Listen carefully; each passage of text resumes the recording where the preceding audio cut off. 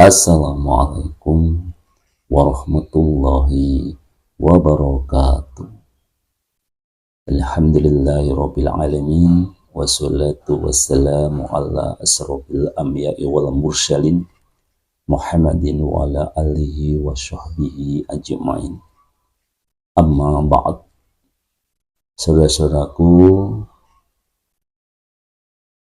alhamdulillah wa syukurillah kita bisa bertemu kembali di Hidup Sehat bersama Lukman Effendi. Hari ini kita akan melanjutkan pembacaan hadis Nabi, kumpulan hadis Nabi, teladan hidup sehat Rasulullah Shallallahu Alaihi Wasallam. Kita sudah sampai di hadis yang ke-21. Hadis ini menjelaskan tentang kerapian dan kebersihan tubuh sebagai sunnah. Antolak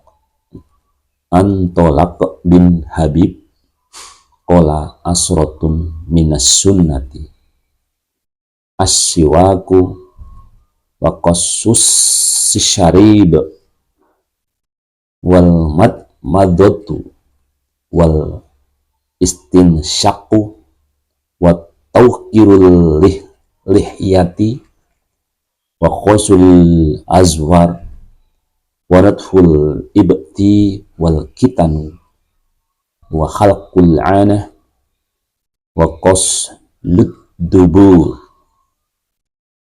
Dari Tariq bin Habib, dia berkata, ada 10 hal yang termasuk sunnah.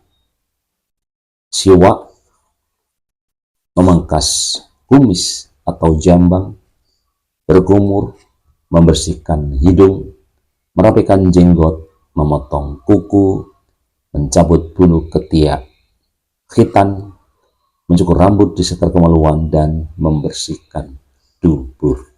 Hadis riwayat An-Nasa'i. Sunnah adalah tradisi yang dilaksanakan oleh Rasulullah Shallallahu Alaihi Wasallam. Beliau melaksanakan itu dalam kehidupan sehari-hari, dan lalu umat Islam yang menjadikan beliau sebagai uswah, sebagai teladan, pun mengikuti jejak langkah beliau dalam mengamalkan sunnah ini. Terdapat 10 sunnah yang digariskan oleh Rasulullah Shallallahu Alaihi Wasallam dalam hadis di atas, yang berdasarnya memiliki manfaat dan daya guna yang sangat besar dalam kehidupan nyata, dalam kehidupan real kita. Yang pertama adalah bersiwak atau sikat gigi. Tentu dengan sikat gigi kita menjadi bersih dan mulut kita menjadi lebih wangi, dan ini sangat memperlancar komunikasi kita dengan orang lain, memperlancar pergaulan kita, karena umat Islam selalu mengeluarkan aroma yang wangi dari mulutnya. Bukan hanya kata-kata yang lemah lembut, tetapi juga secara fisik. Mengeluarkan bau yang wangi, atau setidak-tidaknya kita tidak mengeluarkan bau-bau yang kurang sedap.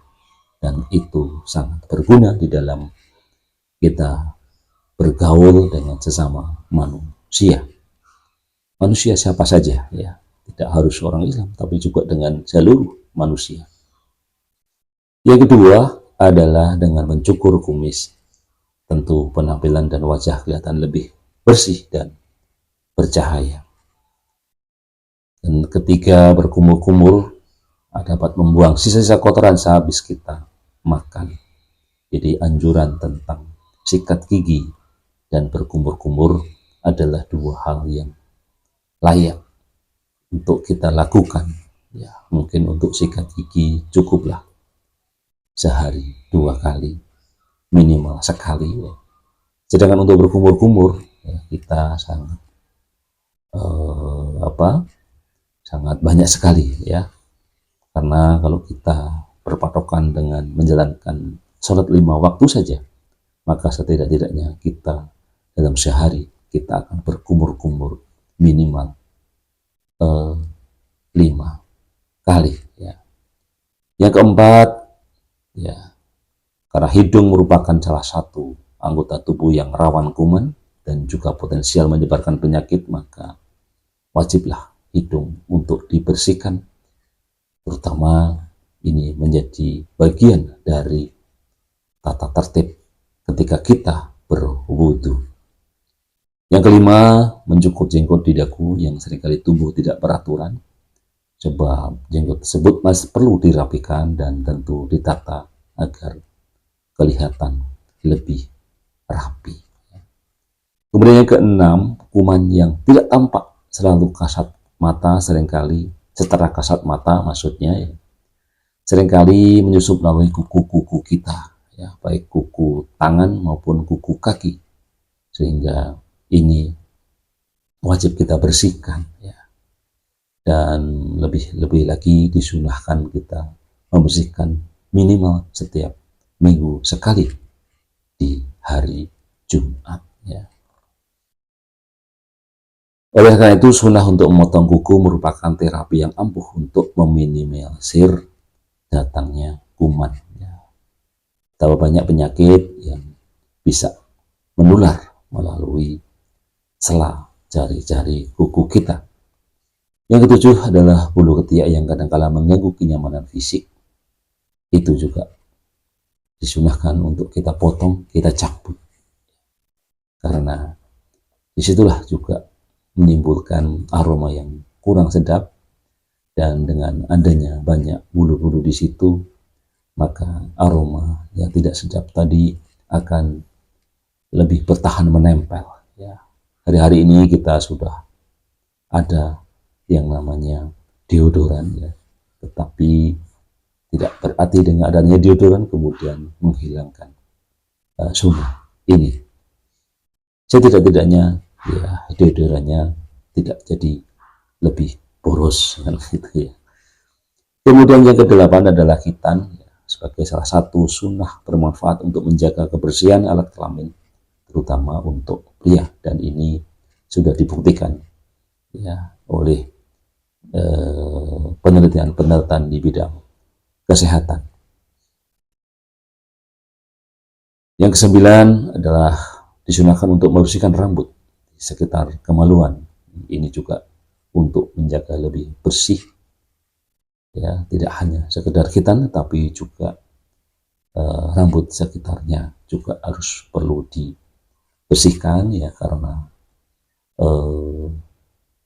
baik untuk dengan dipotong tentu saja ya, di samping tentu selalu kita basuh dalam rutinitas kita melakukan mandi. Dan yang terakhir adalah disunahkan untuk senantiasa membersihkan dubur supaya tidak membuka pintu bagi kuman-kuman yang berbahaya.